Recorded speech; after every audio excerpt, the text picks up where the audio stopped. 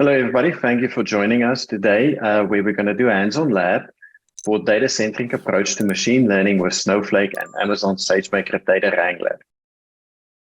I am Andries Engelbrecht. I'm a Principal Partner Solutions Architect at Snowflake, focusing on working primarily with AWS. And with me today, that's going to present with me, is Bosco from AWS. Bosco, please introduce yourself. Hello, everybody. I'm Bosco Albuquerque, Senior Partner Solutions Architect in the Data and Analytics team at AWS, and I'm based in San Francisco. Thank you, Bosco. So what we're going to cover today is basically, we're going to just quickly do an overview of the workshop flow, and then we're going to kick off in the workshop because there's a lot of areas that we need to cover. And as we work through the workshop, there'll be time when we're actually going to discuss some of the machine learning workflow with Snowflake as well as SageMaker, and then cover some certain areas around SageMaker and Data Wrangler and provide an overview of that as well. So before we kick off today's lab, there's a couple of prerequisites. So first of all, you should have a link to your lab guide that was within the invite and the session itself. Alternatively, you can just use this bit.ly, and there's the code and the bit.ly that you can then use to open the lab guide. Additionally, the other prerequisites is to have a Snowflake enterprise account on AWS, as well as an AWS account with admin access. The other thing that we've noted as well is the workshop works best if you use Google Chrome as your web browser for that. What I do encourage participants to do is open the lab guide in a tab in your browser, so you have access to the lab guide. In addition, also log into your Snowflake account as well as your AWS account, so you're ready to go with those. So once people are ready and open the lab guide, we can start moving forward. So a couple of the objectives that we want to cover in the lab today is basically how to use Snowflake's data cloud to acquire data for different machine learning features. And we're going to go and configure and load data into Snowflake, as well as use the Snowflake marketplace to enrich those data sets. And then we'll show you how to integrate SageMaker Data Wrangler and Studio Notebooks with Snowflake, and additionally familiarize visualization with SageMaker for machine learning, looking at doing pre-built analysis and feature engineering capabilities within Data Wrangler, as well as how to use SageMaker Studio to deploy the pipelines within that. So just a quick workshop overview is, first of all, what we'll do is we'll load data into Snowflake to acquire initial features for that. And then what we'll do is we'll connect to Snowflake with SageMaker Data Wrangler to actually, pull the data in and actually do some of the feature engineering on the data sets itself. And then what we'll also do is do rapid prototyping with Data Wrangler, so you can see the importance for data sets and which features or columns are the most important when you try and build out machine learning models, which one will be the most important to do with that. In addition, what we'll do is we'll also acquire additional data from the Snowflake marketplace and then pull that data into SageMaker Data Wrangler and go for the prototyping again to see how important those initial additional features will be. And then what we'll do is we'll use SageMaker with Auto Gluon to actually build a machine learning model. And then as additional optional elements of this lab that's well covered within the lab guide would then be basically how to deploy the pipeline, where you can then basically extract, do the feature engineering, and then run a batch inference and pull the data back into Snowflake. But that is optional for the lab itself. So with all that said, let's dive into the lab itself. So the first thing what we'll do is you can basically, once you've logged into your Snowflake account, you can go to the lab guide. And then the first step of the lab guide is just an overview of the lab itself. You can either push next here, or you can push setting up Snowflake on that, on the left-hand side of the menus. So what you'll see is on step 2 of the lab guide, you'll see a green button that says Data Wrangler Snowflake Virtual Hands-on Lab SQL. If you click on that button, what it'll do is it'll actually download a SQL file in your web browser onto your local machine.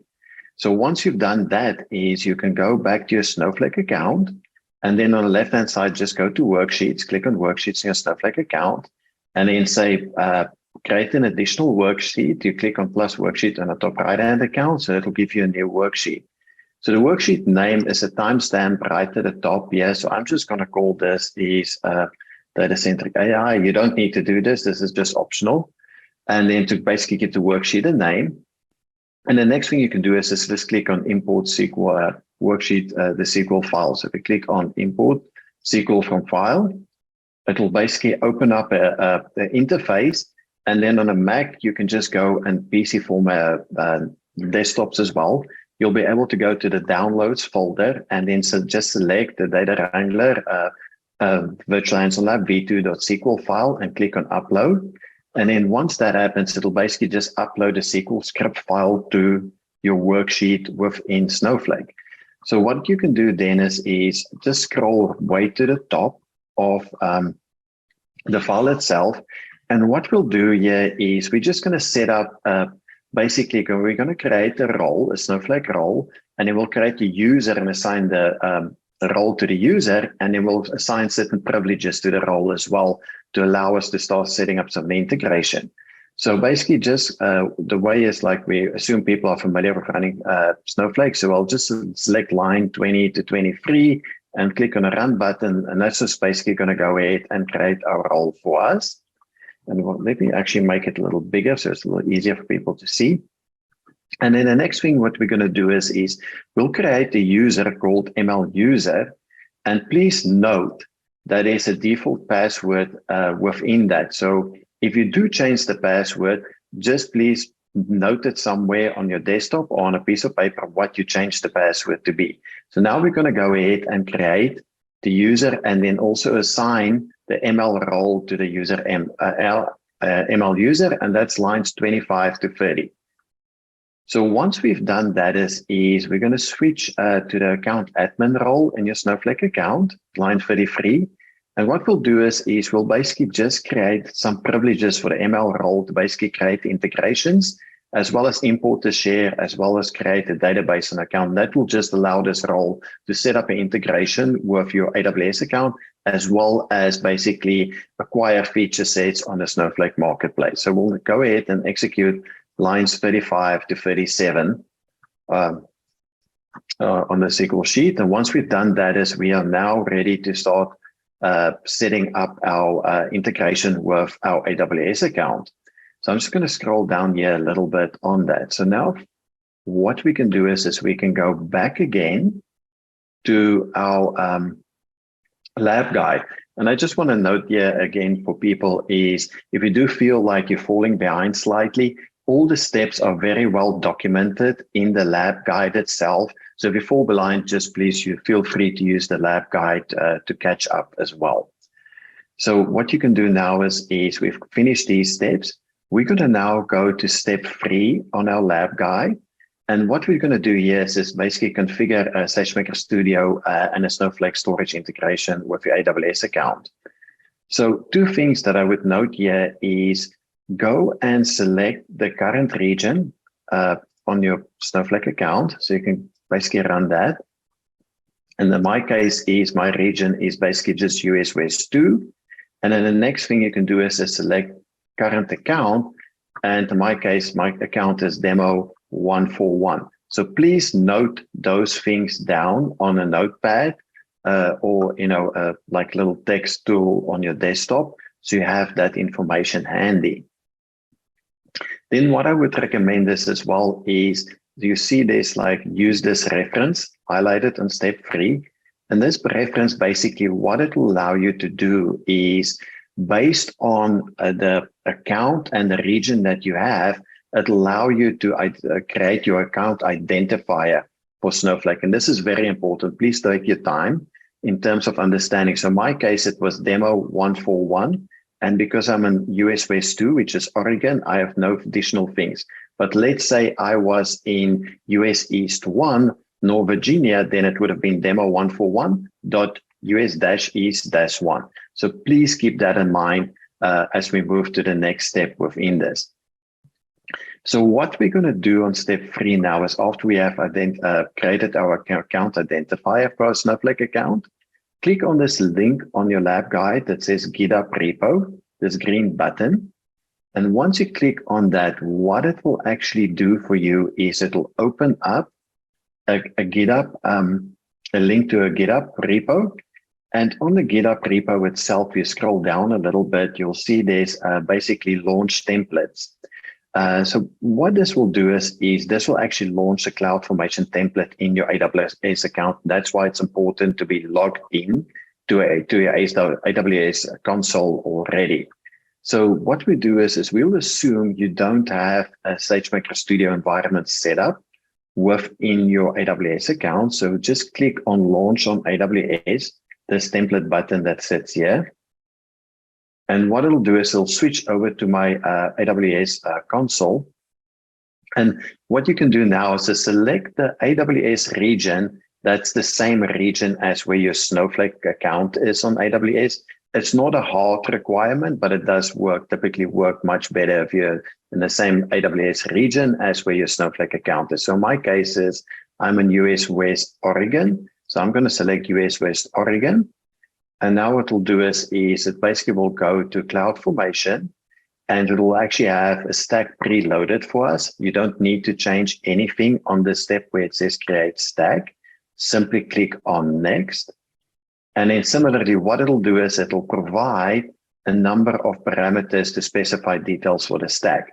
So you do not need to make any changes to the stack apart from two areas. The one is the Snowflake password for that ML user that we just created. So the password that we set up by the default SQL was AWS SF123, and all the letters were capitalized. So just make sure you use the Snowflake password for this ML user. If you chose to use a different password, then just put in a password that you created for that ML user in your Snowflake account. The second one is your Snowflake account. And again, as I mentioned, so your Snowflake account will be made up of what you got from running select current account. So that's this, like in my case, is Demon 141.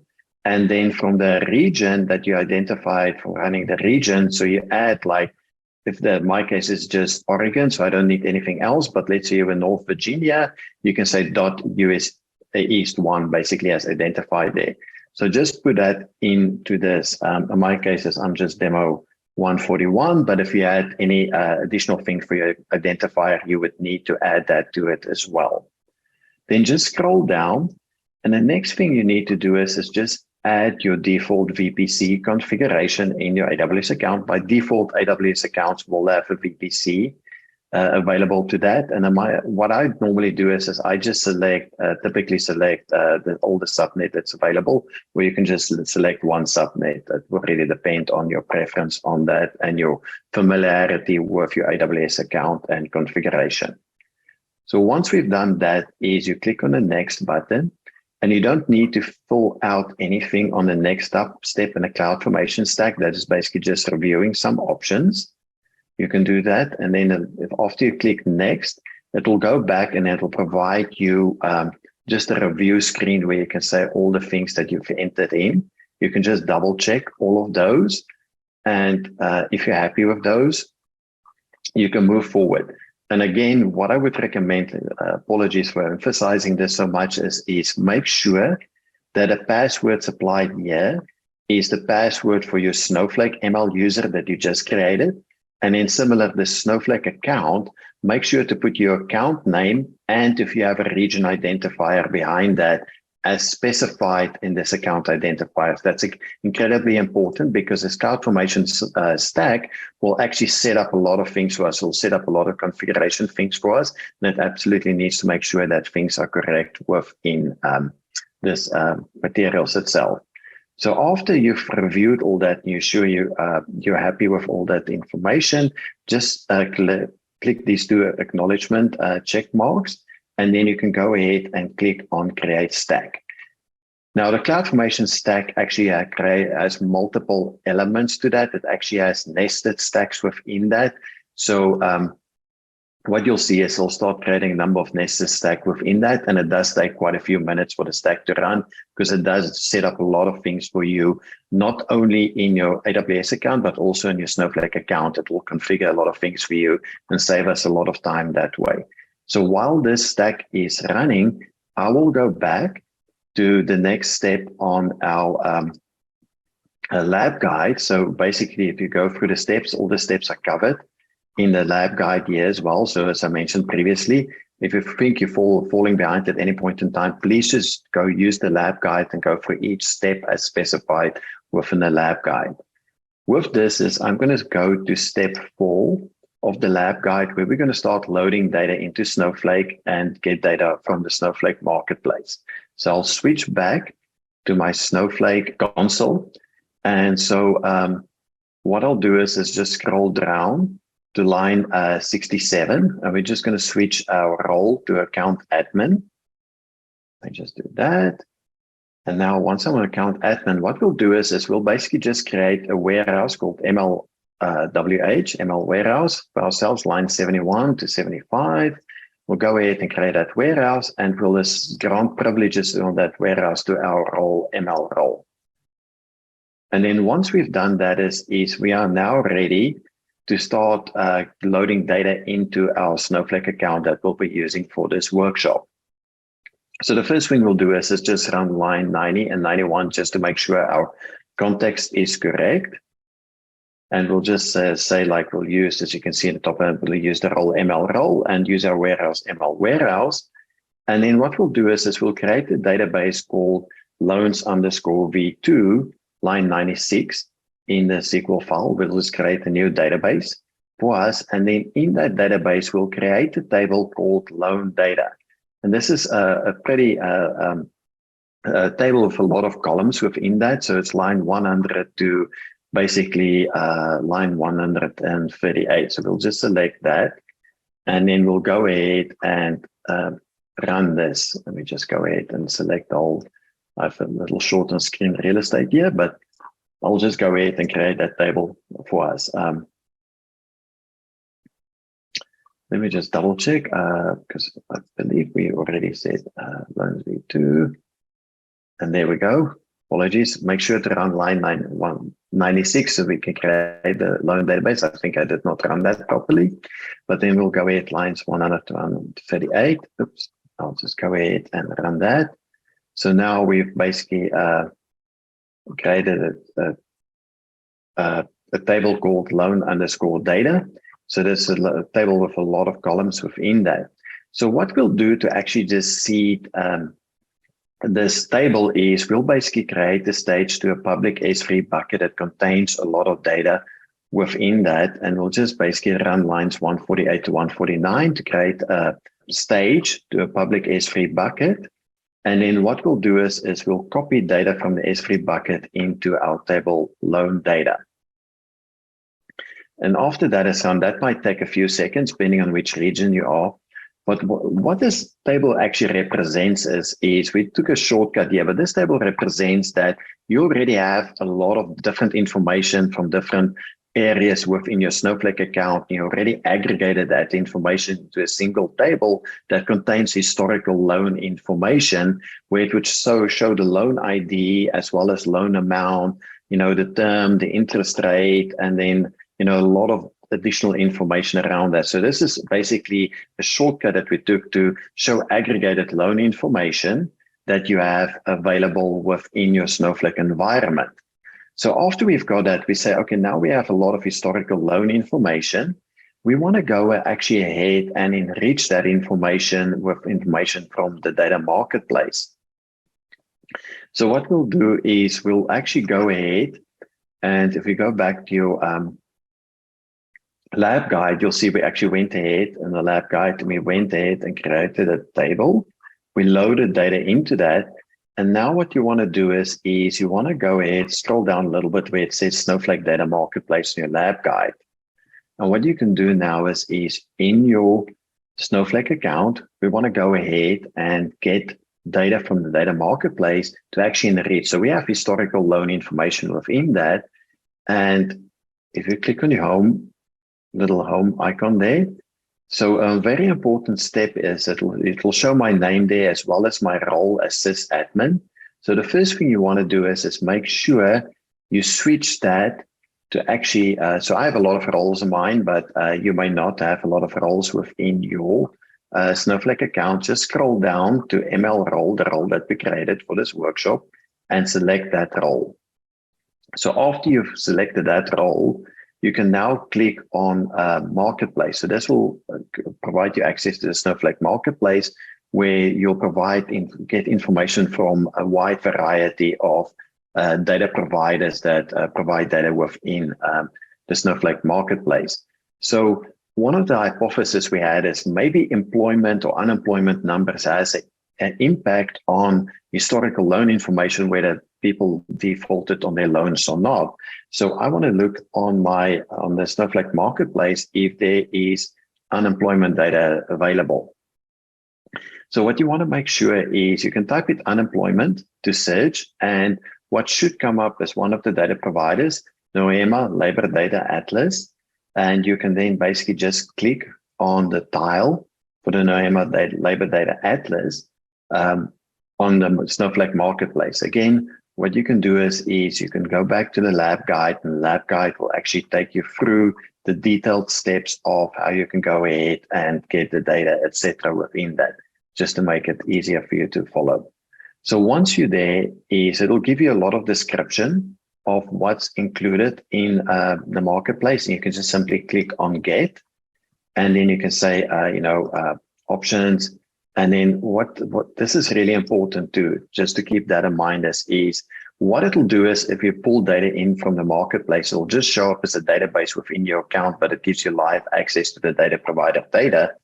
And just to avoid any confusion, we just put in NOEMA _ in front of Labor Data Atlas. And then once you've done that, you can just click on Get.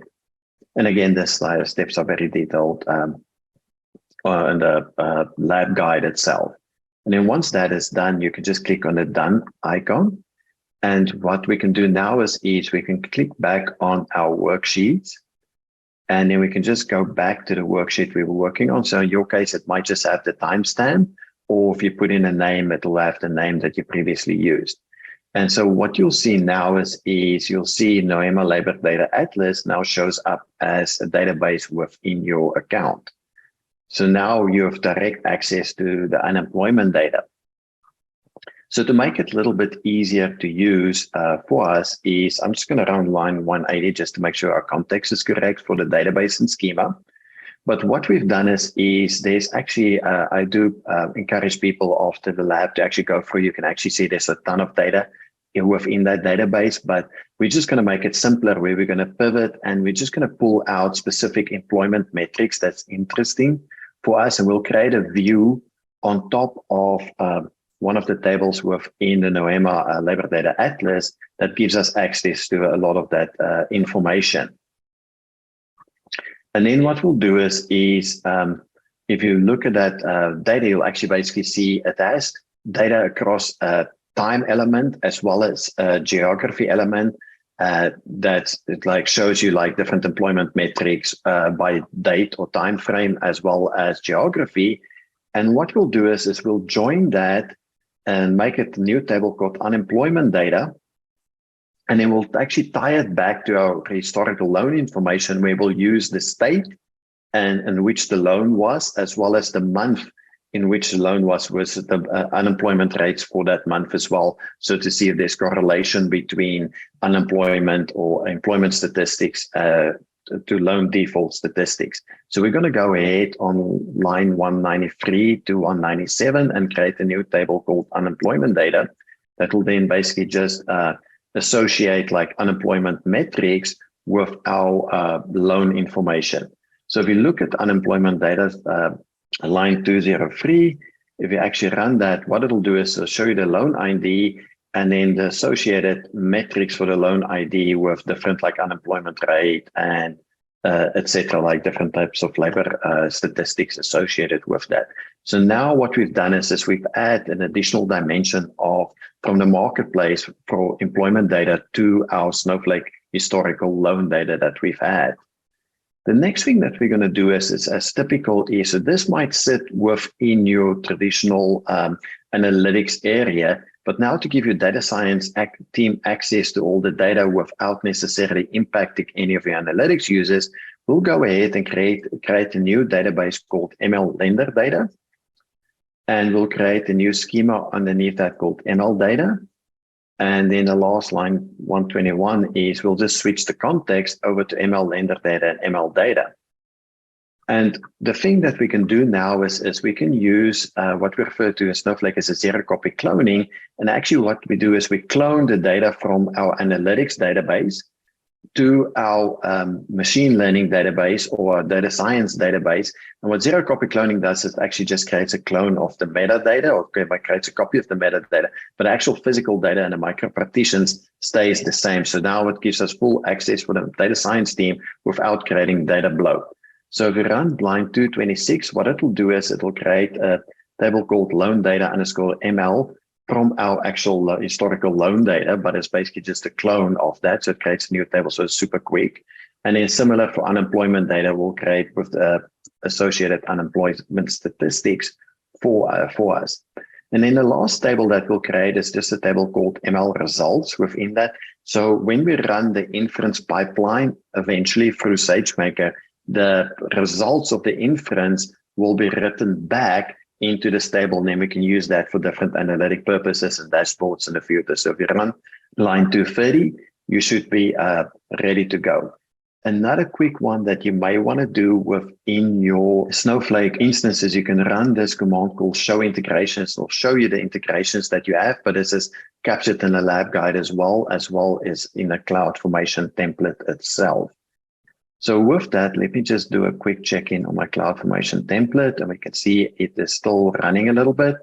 And there's another area that I just want to quickly cover while the CloudFormation template is running is that, we're covering Snowflake. I kind of covered some of these elements.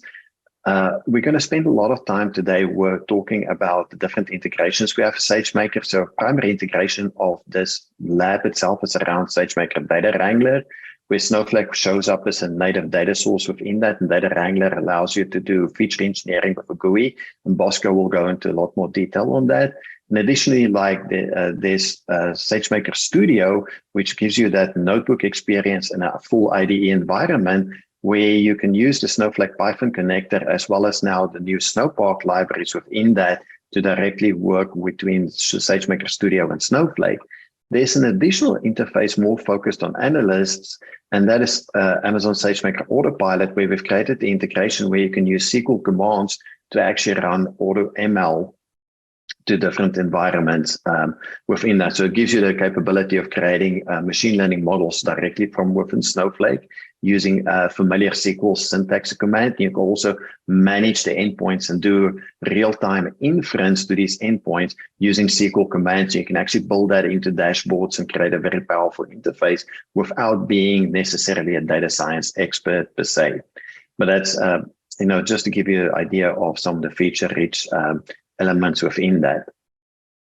So while my CloudFormation template is still running through, I think it's almost done. It's still got a couple of steps here to complete. I think what we've done now is if we go back, we kind of created the initial set of features with the historical loan data, and we enriched it with data from the marketplace. And with this, what I'll do is I will hand you over into the very capable hands of Bosco. Thanks, Andres. So now let's move on to the second part of this demo.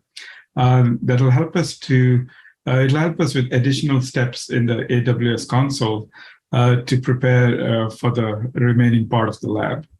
Okay, so let's switch to the lab guide. We will go to the SageMaker console on AWS and launch SageMaker Studio. So this is the lab guide. We're at step 5. Okay, so we are going to be looking at Data Wrangler, and the whole idea is to prepare our data and do some feature analysis so that we can start training our model. Okay, so if we click on this link, it will take you to the SageMaker home, and it will open a new browser tab for you. Okay, so I already have a tab open, so I'm just going to go there, right? And here we have we have the SageMaker console, and we want to go into this SageMaker control panel menu. And in the users, you will see this name SageMaker-user. Okay, and what we can do is click on the Launch App button, this orange button, and you'll see a Studio and Canvas. So click on Studio to open the SageMaker Studio.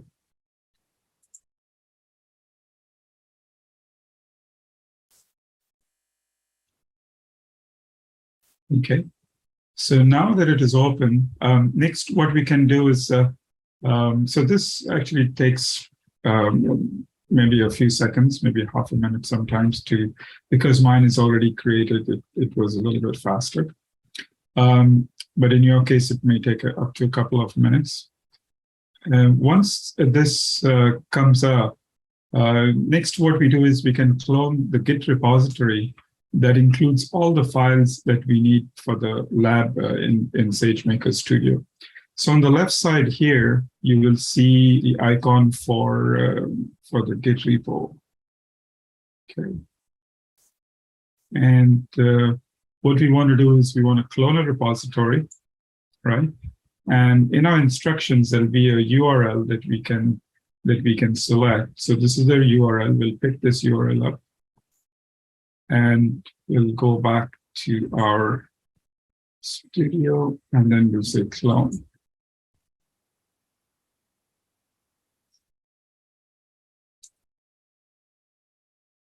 Okay, so now that we have our Git repo cloned, we can navigate to where our notebooks are located. So we go to workshops, right? SageMaker, Snowflake SageMaker workshops. We double click on that, and then we double click on lone default, and then we double click on notebooks, and we see this notebook here. Okay, and you need to open this Snowflake lone default workshop version 1.1. You can open it by double clicking on it. Okay. Now that it has opened, in the pop-up, we need to select the image and kernel that we want to use. Okay, so what we're going to do is we're going to select a custom kernel, this first one here, and then we see there's a Snowflake workshop. Okay, we want to take the Snowflake workshop version 1. Okay, so it's a little tricky sometimes to click on it, and what will happen is if you are using, if you're not using Chrome, sometimes we see that this pop-up doesn't appear. If it doesn't appear for you, then you should switch to Chrome. Okay, so here we're going to go to select it, right? It's a little tricky, as you saw.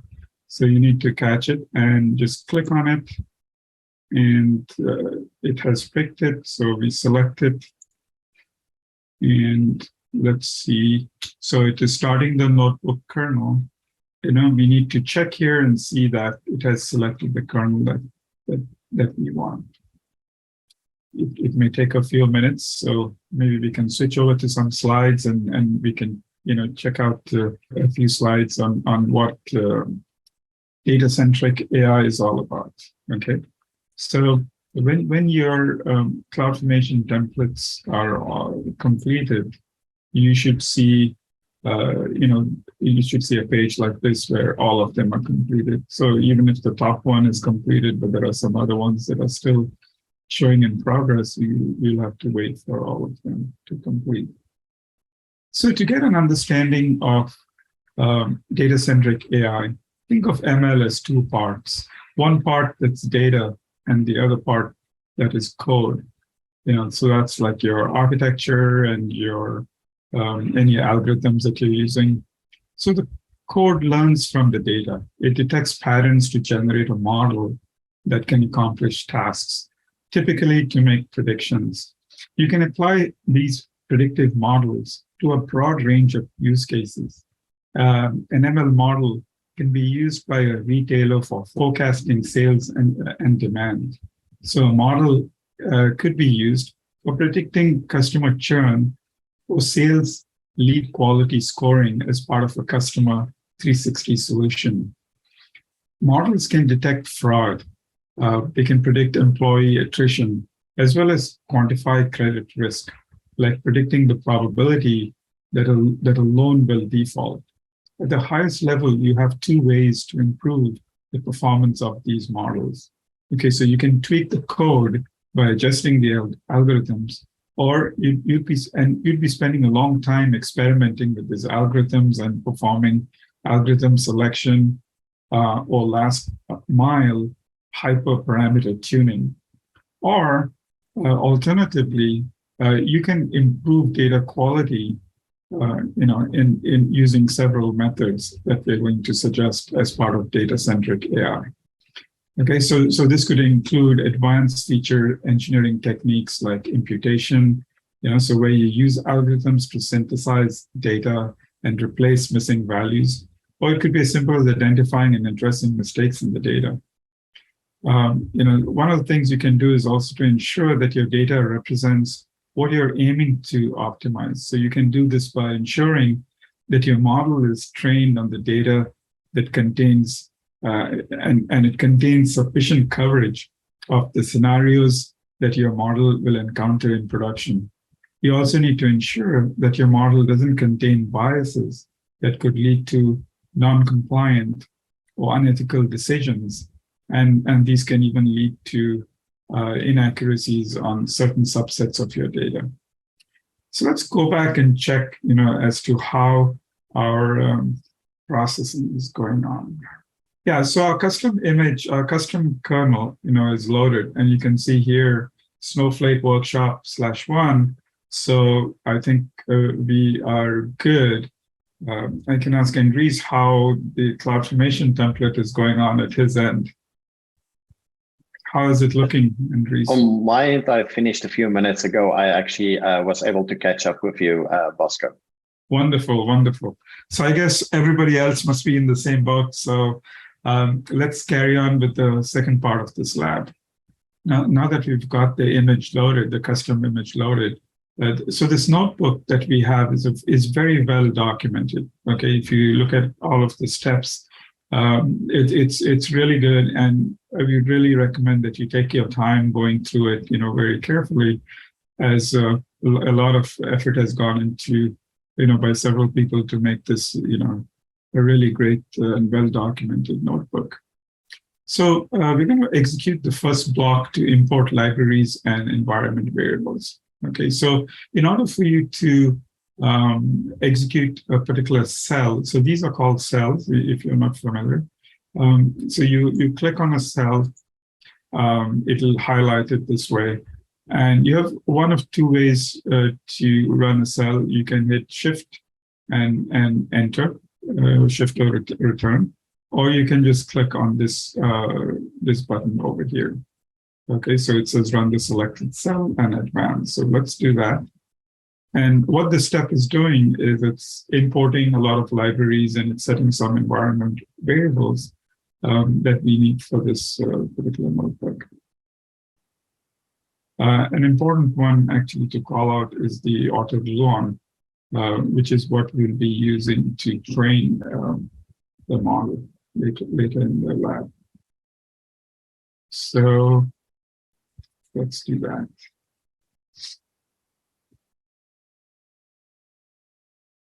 Okay, so if you noticed, when we positioned the cursor next to the cell, it was blank.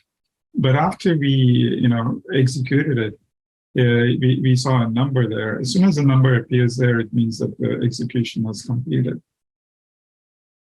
Okay, so let's move on. So once we run the cell, we can see the number right in the brackets. So next we'll provide access to the AWS Secrets Manager. So that's the next step that we want to run. So we select the cell, and then we are going to, again, click up here. And it gave us this particular output for the IM console redirect. Okay, so now we're going to get into building the data prep. Okay, for the data wrangler part, right? So this is now we're getting into the data wrangler. We'll now create a data wrangler flow, and to create this new data wrangler flow, we have to go to the file up here, and then say new, and then data wrangler flow.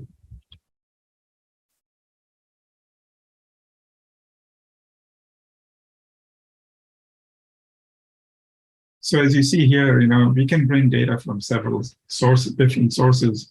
We can bring it from S3, we can bring it from Amazon Athena, or we can bring it from Snowflake. So Snowflake actually has been pre-configured to work with data wrangler. So this can take a few minutes, and what we can do is maybe go back to our presentation deck. Right. And let's look at the next slide. So this slide, it looks at the data centric AI approach that advocates prioritizing on the latter approach, right? So we said there's two methods of doing AI. You can look at it as tuning the code, or actually improving the data and the quality of your data. Right. So with data-centric AI, it's prioritizing the latter, which is improving on the data quality and the data that data consistency that you will be using. So in the data-centric AI development process, we'll focus on experimenting with potential improvements to your data set and iteratively train and evaluate the impact on the downstream models while keeping the code relatively unchanged. Okay, so let's go back and see how we are doing with the data wrangler app. I think we got time for another slide, so let's head back. So why data-centric AI, right? So we did give some, motivation for data-centric AI, but what are the benefits that we get from doing this, from choosing this method? So this method is particularly practical for industry professionals. So as state-of-the-art algorithms become increasingly prevalent, either through open source publication, everybody has access to these algorithms. So the differentiator now becomes the data that companies and our customers have, for these industry AI initiatives. So data-centric improvements often deliver a bigger uplift with less effort than model-centric improvements to an ML model. Data-centric practices don't rely on deep knowledge about algorithms and data science. Instead, they lean more on data domain expertise, which creates the opportunity for more data experts to participate in ML modeling.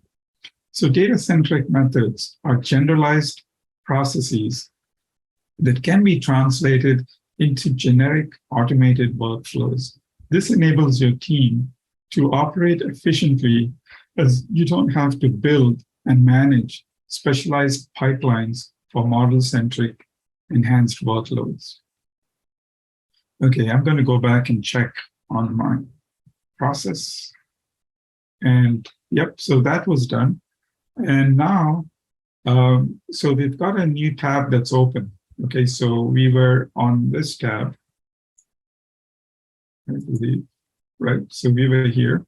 And after we opened the flow, we got a new untitled flow, a new tab. Okay. And what we want to do here is we want to import data, right? So we want to import data, so we need to add a data source. So let's click on this import data button. Okay, so here we see it's going to, and then of course to add a data source, we need to click on Snowflake. Here we are. And what we want to do is we want to use the secret, so here you can either use username and password, in the dropdown, or you can use the ARN of the secret that was created by the CloudFormation template. Okay, so what we can do is we can go into secrets manager. And we can find out the ARN. So this is the secret that was created. And all I need to do is to get this ARN. It's click on this icon to copy to the clipboard. And then you come back to your Jupyter notebook here and put the. Okay. Now, next, what you need is, if you look at, so we've done all these steps. And we are here, we selected Snowflake, and now we're going to, and we are here, we went to this secrets manager. Now we need to figure out the storage integration. Okay, so for the storage integration, there's a couple of ways in which you can do it. One way is you can go to the CloudFormation template, so based on this instructions here. Okay, there's a couple of ways of doing it. The way that I used it is I actually went to the Snowflake, and I ran this command right.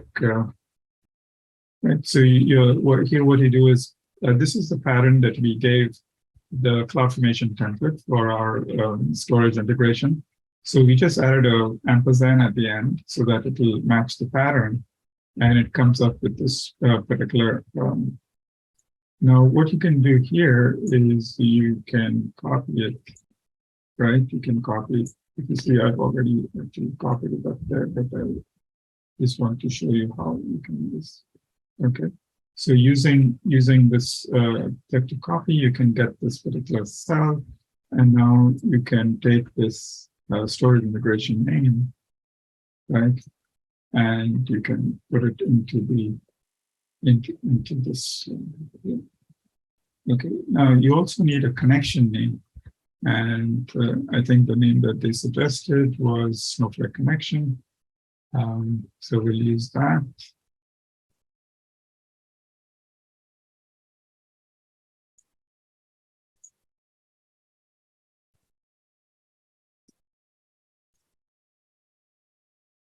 And you don't need anything else. Okay. Okay. So now when we click connect, it takes us straight into our data Wrangler screen. Okay, so now you see, now we can see the SQL window. We can pick one of our databases, right? So you can say,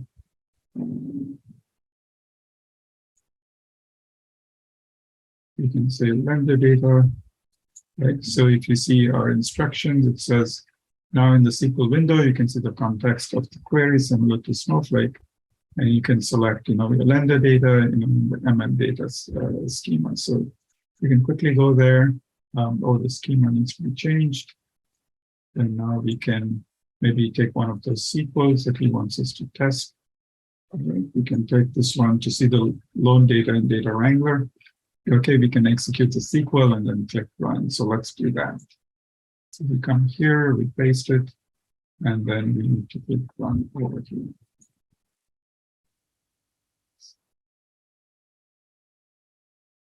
Okay, so now we can see the results in this window, right, in the pane, in the results pane.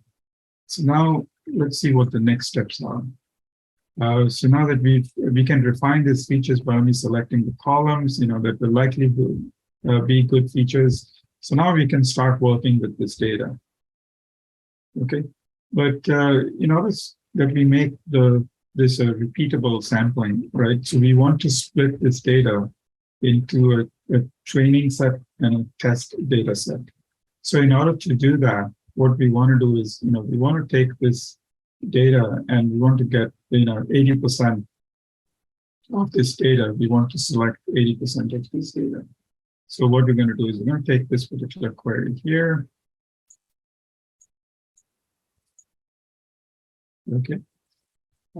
So we've got the SQL. We're going to go back into this data Wrangler. Put this in there, and then we're going to run this new query, which gives us 80% of the data.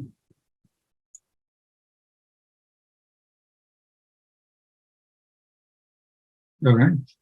So now that we have the data, okay, what we need to do is to click this import button, which is on the top right screen, and we'll put a name for this data, and then we're going to add it to our data Wrangler data set. So here we go. We're going to click import. We're going to give it a name. The name is loan data. And then we're going to add it. So there we go. So now we have this data, and we're going to start doing some profiling, because we're going to profile this data. So let's click. So there's a very small little tab here called data flow that you might miss very easily, but this is actually a very, very important link here. So click on this data flow tab. It's called it a tab, but it might be difficult to find otherwise. So if you look at the instructions, right? So the instructions show it as, as a tab here, but when you see it on your screen, it may not appear that way. Okay. So it's this little thing here. So you click on that, and now you have your flow that you can see in a visual manner. So what we want to do is we want to add an analysis. So we're going to click on this plus sign, right? As the instructions told us right here, right? So you click on the plus sign and then add an analysis. So let's do that. Click on the plus sign, add an analysis, and then here we want to actually add a histogram, and okay, based on the instructions, we're going to click on a histogram, and we don't need to give it a name, but for the x-axis, we want to put it as loan default.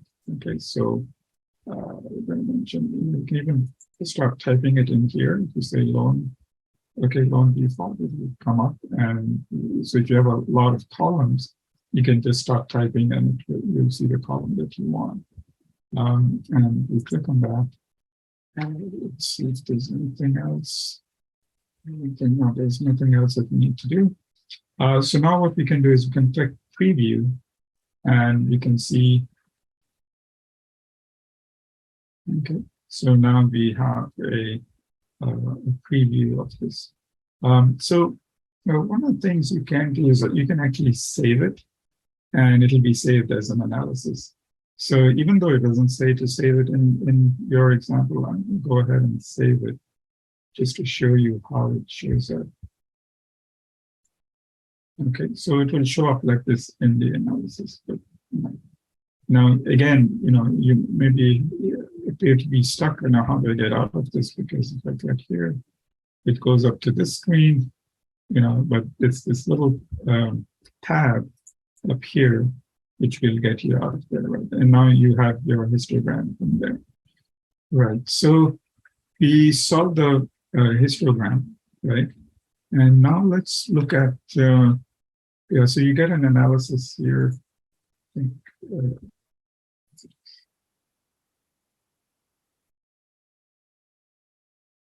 yeah. So let's move on to the next one, which is the feature transformations. So we got a chance to look at the skew. So we saw that the data, we saw the histograms, how the data is skewed into those two buckets, based on the lone default value. Now let's look at the next one, right? So the next one is, so we went through all of those steps. The next one is to apply feature transformations. So this is where we're doing our feature engineering, right? So we are taking the columns that are available to us in the data that we got from Snowflake, and we're going to do some transformations to these steps. So the first one is to actually fix this interest rate column, which has actually a percentage sign on it. Okay, so there's two things we want to do with it.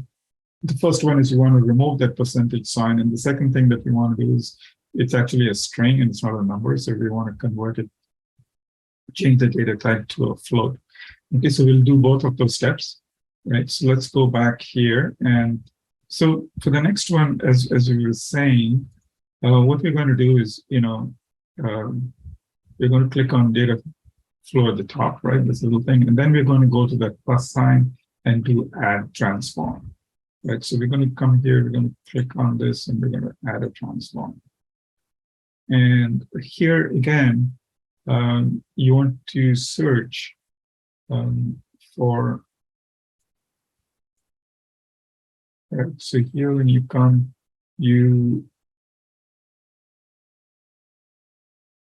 so we've added the transform, and now we need to add a step. So we're going to add a step here, and in this step, what we're trying to do is we want to search and edit.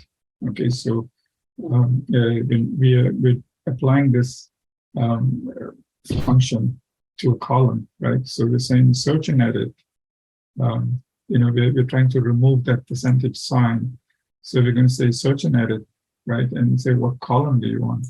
And again, that's going to be interest rate, because as you see, interest rate here, as I mentioned, interest rate is a string, and it has this percentage sign in it, which we want to convert it to a numerical value for the algorithm to use.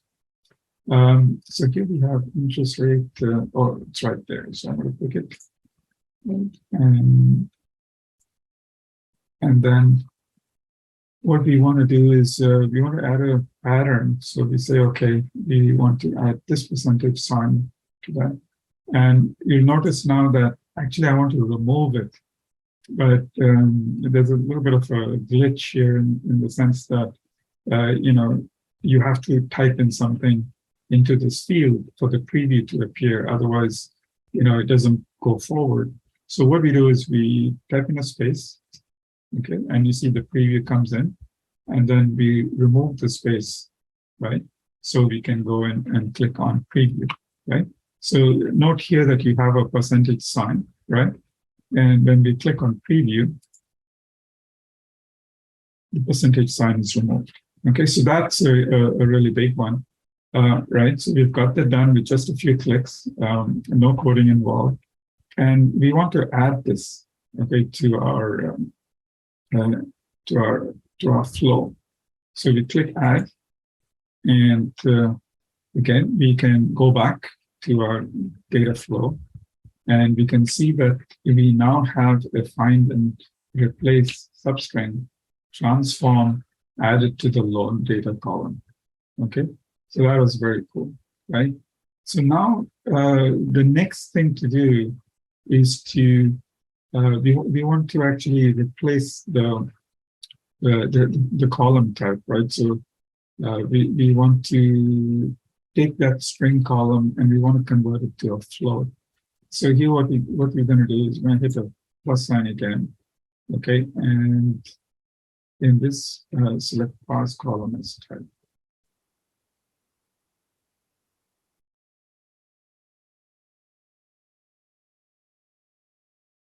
Right, so we're going to do the same thing. Okay, so we're going to go back.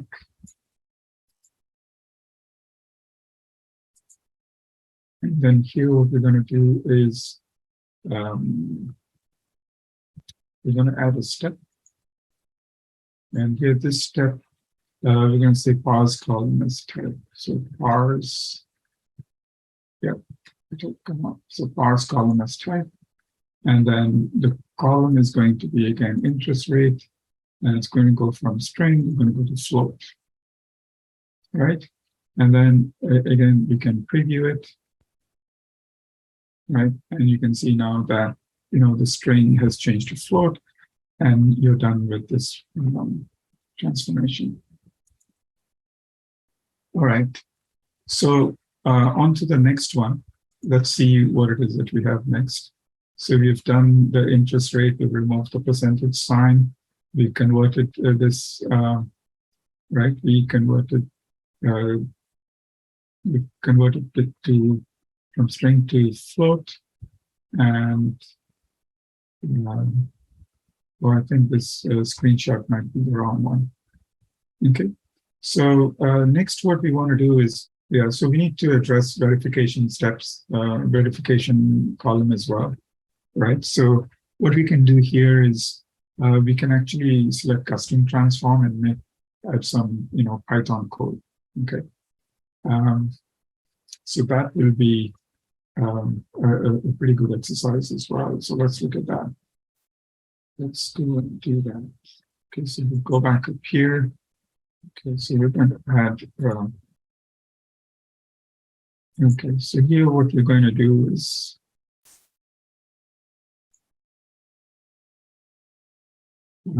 custom transform. Yep, so it's right there. And we're going to put in that code. Okay, so we need to put in this code, take this code here and put it into that window, this code window over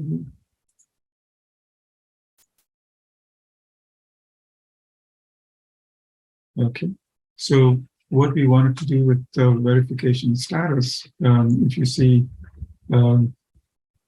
just string values to indicate Boolean values. So you want to convert the string values into Boolean values.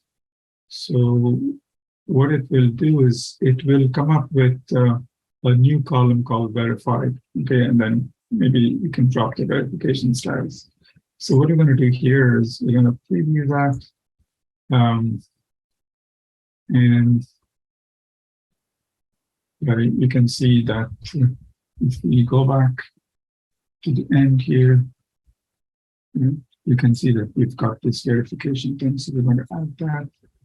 And what we're going to do is we're going to add a step and remove that column. Okay. So I'm going to say add a step. And so manage columns. Right. And then it says drop column, and I can say,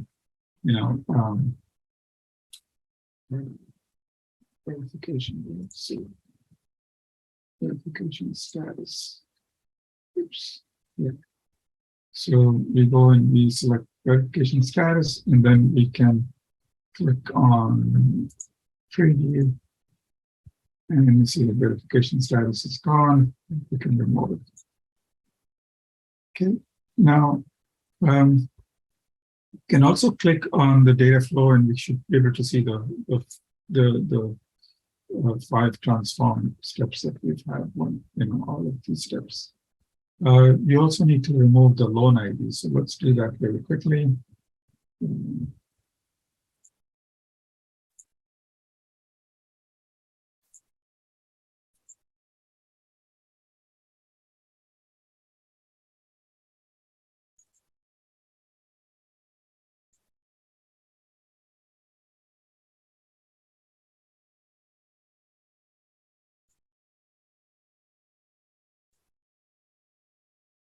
Okay, so if you see the loan ID anywhere, right, so it's right here next to months and to the loan amount. We preview it, and we go check that again.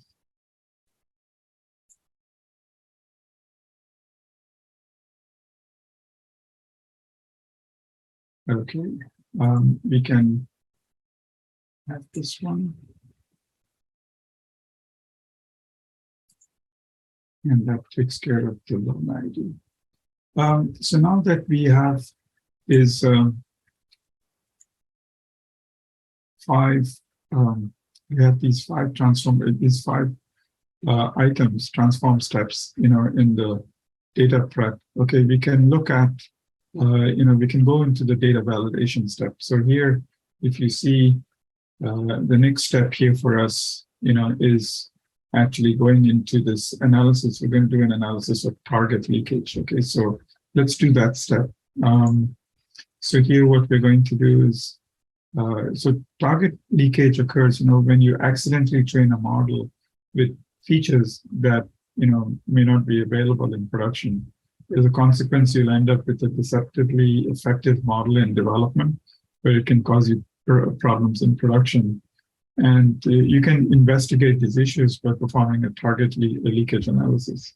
Okay, so let's click on the plus sign, click on transform steps again, right? And then here, we're going to type in, actually we need an analysis.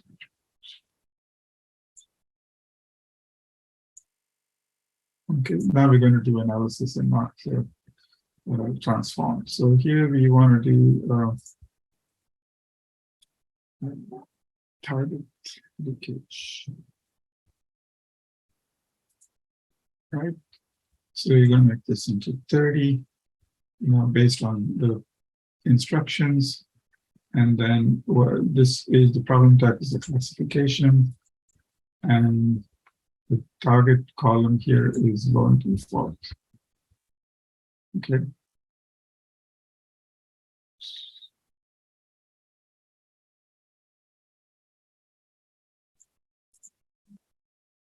Okay, and if you preview it,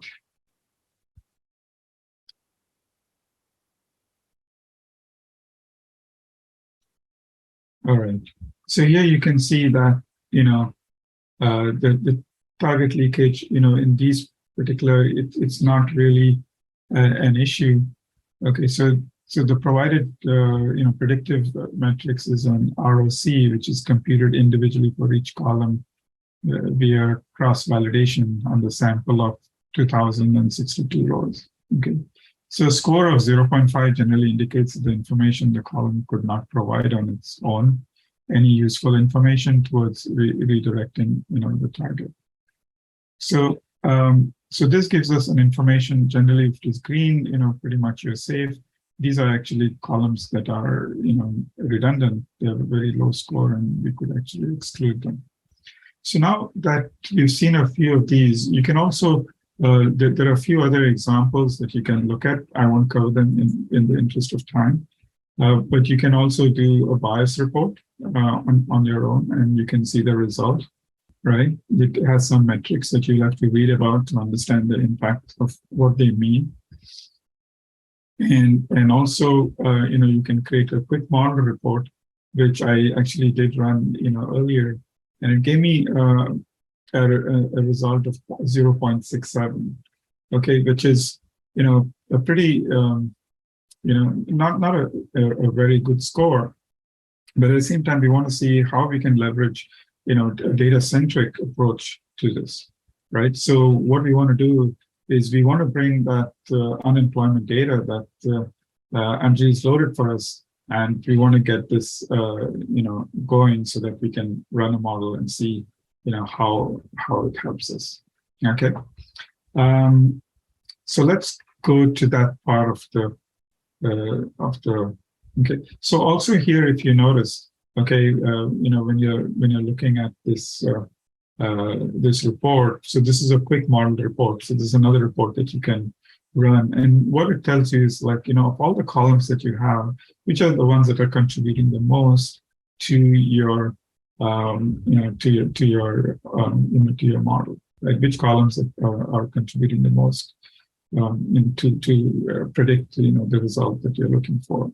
So similarly, when we add the new, data, when we combine this new data and we enriched our data, we want to come back and look at this and see if any of those columns actually are, providing more insights than the ones that we already have, right? So that will conclude our, using data Wrangler. And now we want to get on to the next step, which is to iterate and experiment and improve on what we've already done so far. Okay, so in this, in this iteration, so what we're going to do is we're going to click on the data flow, right? We're going to get this connection, and we're going to pull in this data set, right? So we want to bring in an unemployment data set, then add it to the one that we already have. So let's go ahead and do that. All right, so we're going to head out. Yep. So, in case that gets hidden, okay, just be careful. If this gets hidden, you may. All right. So let's click on data flow. Let's get back to the import tab, right? So the import tab is here. Let's go there. And now what we want to do is we want to bring in the other data set.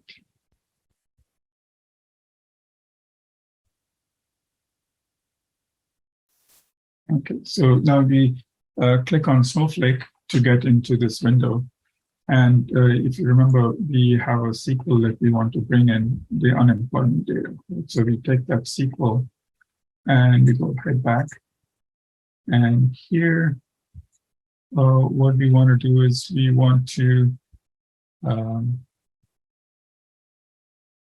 run this.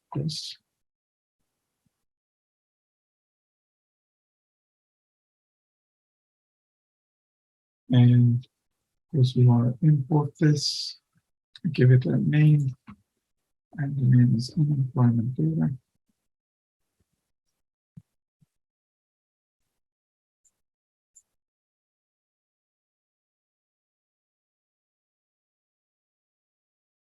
Okay, so now we've got the unemployment data, and we can go back here, and we can see that, okay, now we've got this other one, right? So I still have a column. So I don't know if so I don't think I dropped the loan ID column. So it's going to be there. Most likely, I think it is there. Usually in the instructions, before running your model, you have to drop the loan ID column. When you add this data source, you actually have to add both of them so that you can join, you can join the data on the. So let's see what's the next step for us. So we're looking at the information. So we've got this. So go back to the data flow, right? So you've created your unemployment data. Now we're going to click back to the data flow, using this tab. And then you first delete the last transform from so that we get the loan IDs available. But actually, I didn't do that.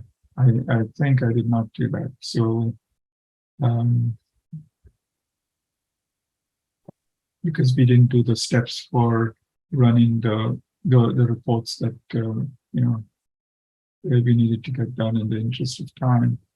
But let's go back and see. Maybe actually I did delete it, so let me go and check.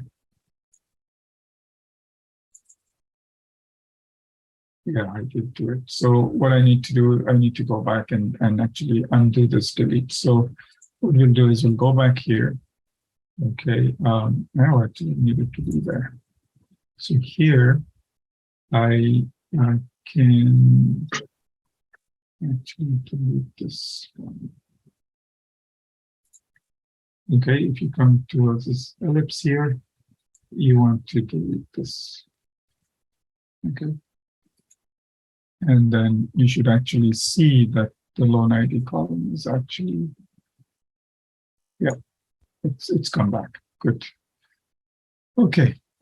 So now what we want to do is we want to join these two. So let's quickly go and do that. Right, so we're going to merge the two sets using the join operator. So we go to the original flow and then we select the join operator. So you click on this, and you click on the join operator, right? And then after it select that one, then select the other flow by clicking on data type. So now you select this guy by clicking on it. Okay. So now you've got those two. And what you need to do now is, I think you can move these down if you want. There you go.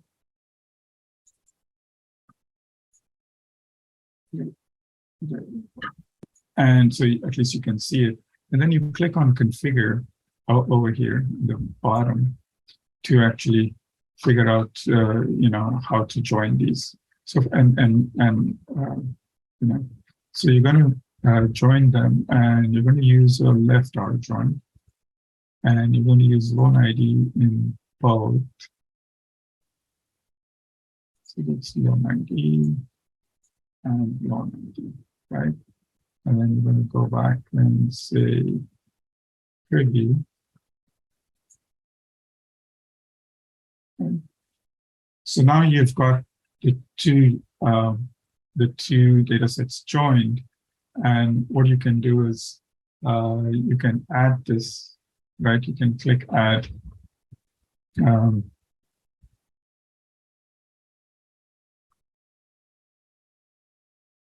Right at the top right corner, there it is. Okay. Now that we have this data, we have to actually drop two columns. We have to drop the loan 0 and loan 1 columns which have been created, right? We got to drop these two columns, and we're going to go back and do this just the way in which we had done it previously. So what we're going to do is here, we're going to go and transform. And add a step. And then we say manage.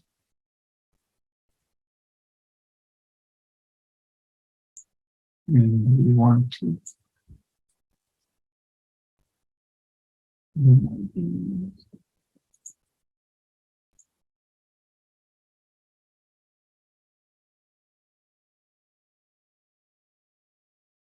okay. And we're going to drop both of these. Preview. And then add it. And then what we want to do is we want to go and we need to now, evaluate the data set. Okay, so what we're going to do now is we're going to go back to our data set here. We want to do an analysis. Right? And we want to say a quick model.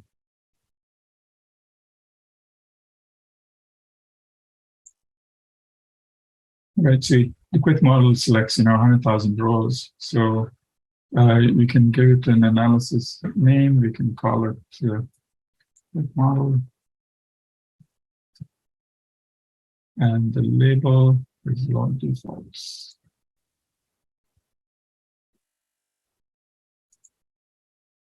And you can click on preview.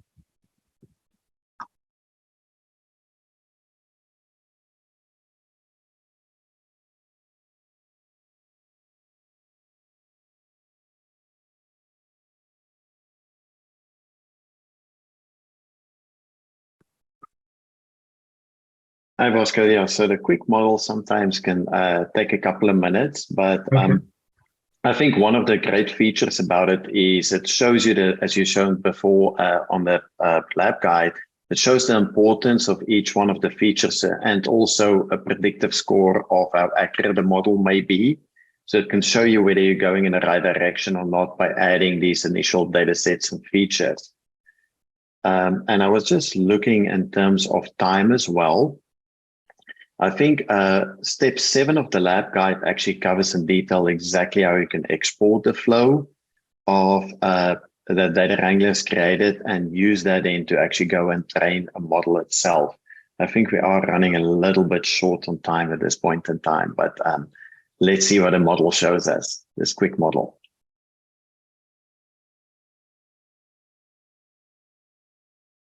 There it is, not too bad. Right, so now we see that we see that the model has achieved an F1 score of 0.74, which is definitely an improvement on what I had seen earlier on 0.67. Okay, and you can compare that with what you got as well. But really, from an explainability perspective, right? This column called unemployment rate has actually jumped in significance here, compared to the other columns that we were looking at. So a lot of the columns that we added, are like this. This one, actually, the first one is actually the most significant here, and I think that is really what the data-centric AI is all about. Is trying to improve the quality of your data and the data that is more meaningful to your problem, right? So I think with that, I'm going to stop and hand it over to Andres. Andres, over to you. Thank you, Bosco. Thank you, everybody, for joining us. And please use the lab guide to finish the last number of steps, because it's really good to see how you can export it and then use the notebook to then train a model and then actually run a whole pipeline and do batch inference and read the data back into Snowflake for analysis purposes. So thank you very much, everybody.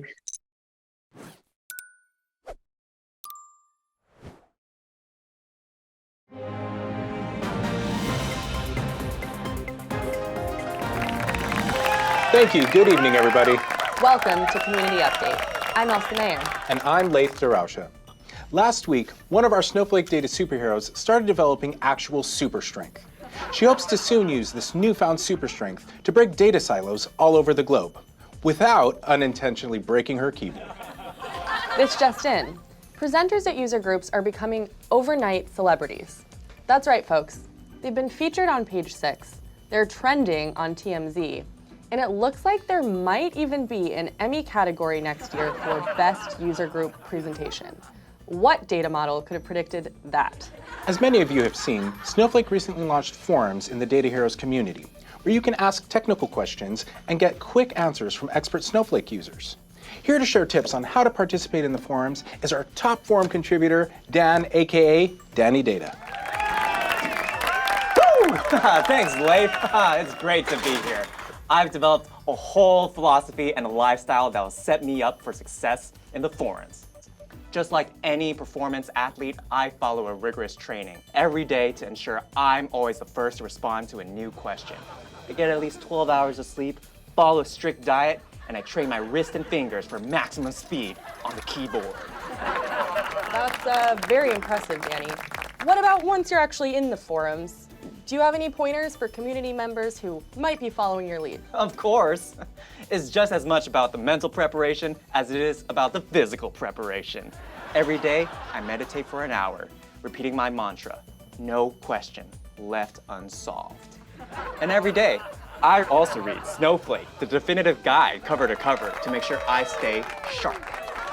That's great, Danny, but I hate to break it to you. You do realize that it's much easier than that.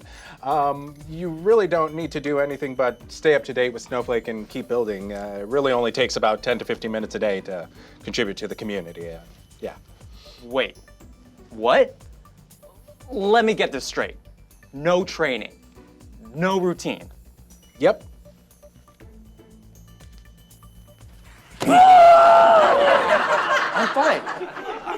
I'm fine. Sorry. You know what? This is great. I feel liberated. I need to go tell the community about this. Danny Data, everyone. For Community Update, I'm Leif Darausha. And I'm Elsa Mayer. Good night.